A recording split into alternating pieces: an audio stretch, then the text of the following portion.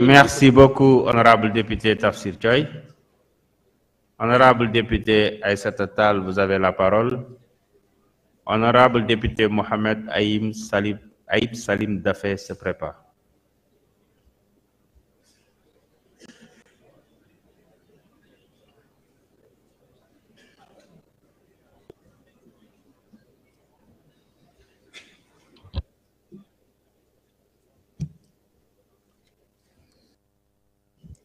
Je vous remercie, Monsieur le Président.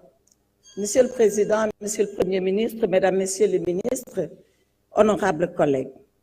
Monsieur le Premier ministre, enfin, vous voilà, après 9 mois.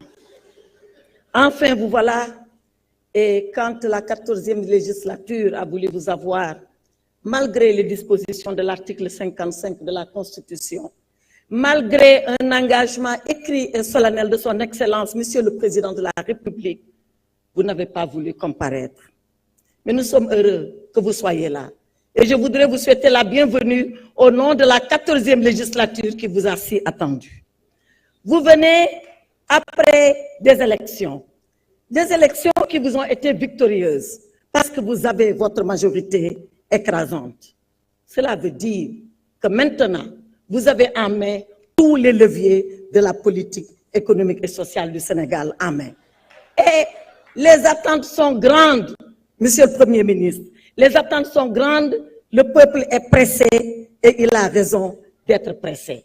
Monsieur le Premier ministre, ma première prise de parole était pour vous souhaiter la bienvenue et regretter votre absence. À ma seconde prise de parole, nous irons dans le fond du débat. Mais je voudrais vous dire que le discours de politique générale que nous avons entendu ici est une déclamation de votre projet. Ce projet, nous le connaissons. Le projet Sénégal 2050, nous le connaissons. L'agenda national de développement qui est ici, nous l'avons lu et nous l'avons attentivement lu. Il contient beaucoup de promesses, mais il contient beaucoup de lacunes. On en a évoqué quelques-unes, on aura l'occasion d'aller dans le fond de ces lacunes. Deux choses guettent votre projet, et c'est des dangers. Le premier danger qui guette le projet, c'est la simplification très simple, excusez-moi de la répétition, de ce que vous proposez aux Sénégalais. Attention, le monde n'est pas manichéen. Il n'y a pas les méchants d'un côté et le bon de l'autre. Il y en a partout et dans les deux côtés. Ensuite, l'autre danger, c'est le danger de penser qu'on peut tout promettre, une chose et son contraire. Cela s'appelle tout simplement du populisme et je pèse mes mots. À ma deuxième prise de parole, je reviendrai beaucoup plus en détail sur ce que je veux vous dire, Monsieur le Premier ministre. Je vous remercie. Merci beaucoup, honorable député Aïssata Tall. Honorable député Mohamed Aïb Salim Dafé, man nga ñëw jël sa kàddu.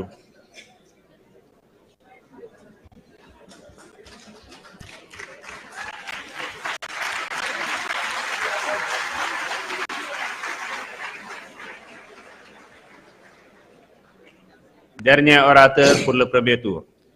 Merci, Monsieur le Président, Monsieur le Premier ministre, chers collègues honorables députés, Monsieur les membres du gouvernement, je m'excuse de la gorge enrouée parce que bu ñuy préparer déclaration de politique générale bi yaakaar naa ni ñun groupe yëpp am jafe-jafe parce que bu ñu laajee suñu groupe ñan ñoo bëgg a jël parole 130 députés yëpp dañu ne dañu bëgg a jël parole ci 130 yooyu moo war ci tànn 34 donc coono booboo ma jàpp léegi nii te xam naa ni jàpp na doon inscrit yi jàpp na waa Takku Wallu parce que gis naa léegi kenn di ñaxtu 2 minutes am di wax rek wute nag déclaration politique générale bu fi jàlloon at yi passé ak suñu benn collègue nga xam ne gëj naa ko gis depuis ñu installé assemblée nationale bi moom moo fi ñëwoon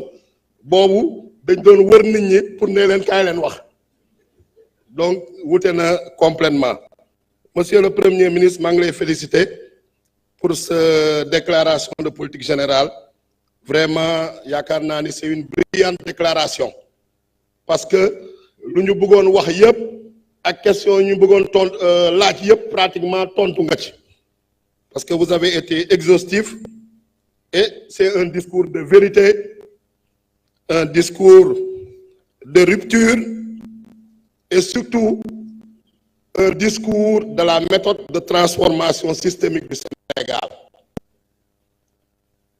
Parce que daf nga état des lieux en matière de finances publiques. Gis naa ñu bëri di la ko reprocher, certains par ignorance, d'autres ñoo xam ne ñoom dañoo yàgg ci opacité, dañoo yàgg ci loo xam ne nax population yi, dañoo yàgg ci manipulation ak yàgg ci travestissement des faits. Mais yow lu nga def, c'est un discours de vérité, yow président de la République Bassirou Diomaye Faye, une démarche de transparence ba nga xam ne loi nga appliqué, loi ba xam ne Assemblée nationale nañ ko voté, la loi 2012-22 portant code de transparence dans la gestion des finances publiques. Ñu ne président de la République suñ ko falee si ñetti weer yi war na def une revue des finances publiques. Ci revue des finances publiques boobu su ko defee mu daf audit lu ñuy wax audit de l'endettement, te yaakaar naa ni loolu ngeen def ba pare jébal ko Cour des comptes am na ñetti weer pour saytu loolu balaa mu ko publier jox ko population bi. Donc ñu la koy reprocher yaakaar naa ni soit ils sont de mauvaise foi wala soit ce sont des ignorants. Beneen bi gis nañ ni également jéego yu ngeen def yow ak sa gouvernement yépp ma leen di féliciter pour sauver le Sénégal d'une catastrophe, parce que situation bu ngeen fekk Sénégal c'est une situation catastrophique. Vous avez pris des mesures immédiates, des mesures urgentes pour prévenir la catastrophe. Yaakaar naa ni soit ils sont de mauvaise foi wala soit ce sont des ignorants.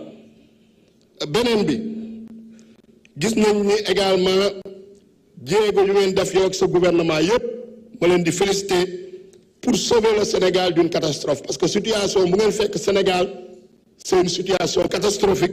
Vous avez pris des mesures immédiates, des mesures urgentes pour prévenir la catastrophe. Et en plus de ça, yemu leen ci constat, yemu leen ci état des lieux, vous avez proposé une alternative, mooy l'agenda national de transformation à travers la vision d'un Sénégal souverain, juste et prospère. Ci yooyu wax nga ci par rapport aux 7 ruptures yu nga énoncé ñu nga décliné lu mu ci delluwaat, retour de l'ambition, jóge ci logique d'urgence, jóge ci logique de dépense dem ci logique de résultat, jóge ci gestion partisane dem ci participation citoyenne, jóge ci gestion centralisée dem vers une gestion territorialisée, jóge ci logique d'accaparement dem ci logique ba nga xam ne c'est une logique boo xam ne ñëpp lay boole, lu ñëpp bokk ñëpp jot ci. Également jóge ci administration bureaucratique à une administration boo xam ne c'est une administration moderne et performante.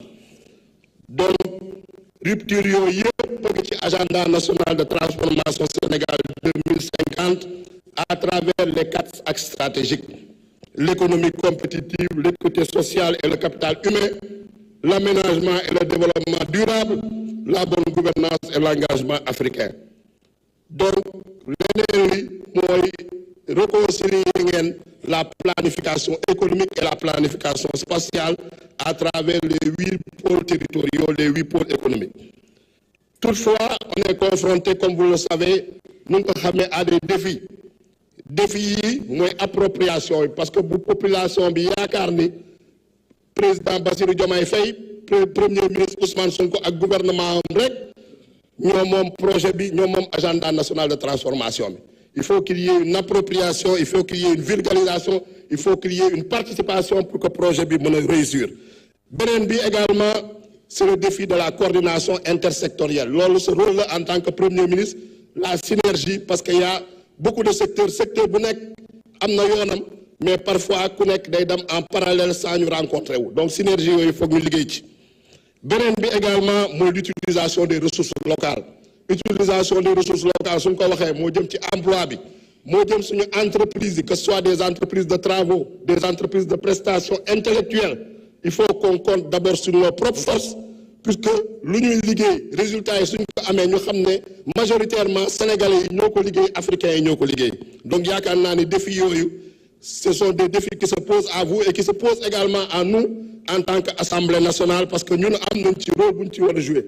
dans cette rupture, dans cette transformation systémique muy Assemblée nationale gis nañ ñu déjà ñuy féliciter le président Malick Ndiaye pour la démarche de rupture qu'il a déjà adoptée au sein de l'Assemblée nationale, notamment su lu jëm ci vote des lois. Commencé nañ fi vote électronique moo ngi fi woon effectivement ñeneen ñoo ko fi indi mais mosuñu ko utiliser. Donc ñoom malheureusement loolu mooy seen anachronisme, dañ leen di jox abal leen installer le lépp mais ils savent même pas comment l'utiliser. Donc c'est avec le président Malick Ndiaye qu'on a commencé à faire le vote électronique. Beneen bi mooy le contrôle de l'action gouvernementale. Il faut qu'effectivement nous renforcer les capacités de l'Assemblée nationale et des députés pour qu'il y ait un contrôle efficace et efficient. Et surtout, évaluation aussi des politiques publiques, nous mettre en œuvre, parce que depuis que nous avons fait en 2016, nous avons mettre en œuvre, et il y a un rôle pour HCCT, accès, pour nous supprimer, pour nous jouer, l'Assemblée nationale pour nous jouer rôle bob. Et enfin, dialogue entre le gouvernement et l'Assemblée nationale à travers les questions écrites, les questions orales, les questions d'actualité, un dialogue régulier, un dialogue sincère pour que les Sénégalais puissent vraiment développement